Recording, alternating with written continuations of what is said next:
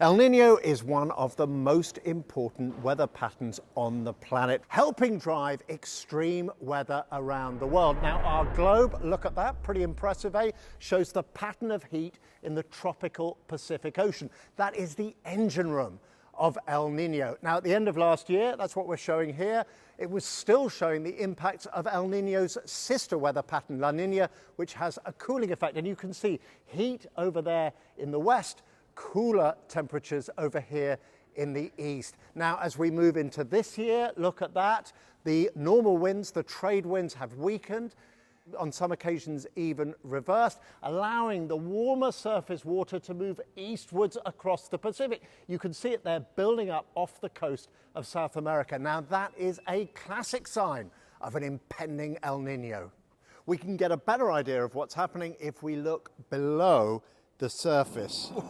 Oh, look at that. So satellites, moored buoys and ocean floats show a huge wave of unusually hot water developing below the surface of the equatorial Pacific. Now, that's the red area you can see there. Now, when that heat wells up, some forecasts suggest the surface temperatures in some parts of the Pacific Ocean could rise by more than 2 degrees Celsius, possibly even more. Now, that would make this an unusually strong El Niño and would deliver a really significant blast of extra heat up into the atmosphere. So what will that mean for the world's weather? Well, all that extra warmth is expected to drive up global temperatures, making 2027 one of the hottest years, perhaps even the hottest year on record. El Niño is associated with droughts in the Amazon region and with hotter, drier conditions in Australia, Indonesia and parts of Southeast Asia. It can disrupt India's monsoon rains, hitting agricultural production and water supplies. At the same time, it's often linked to much heavier rainfall in parts of West and South America and during winter across parts of the eastern United States, raising the risk of flooding.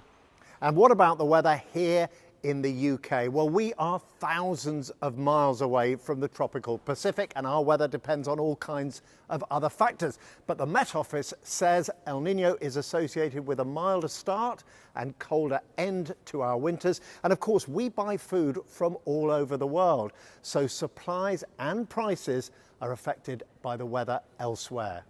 Here's the thing, El Niño is happening on top of the long-term increase in temperatures caused by climate change. Now, that is shown by this line. Now, if I add in El Niño years, shown in red, you can see how they peak temperatures. Add in La Niña, the cooler sister weather pattern to El Niño in blue, and you can see that drives temperatures down. What it's telling us is that while climate change isn't making El Niño happen more often, it is amplifying its effects, because a warmer atmosphere and oceans fuels more intense heat, more droughts and more heavy rainfall, which is why some weather experts are saying this strong El Niño may give us all a glimpse of our climate future, which is already taking shape.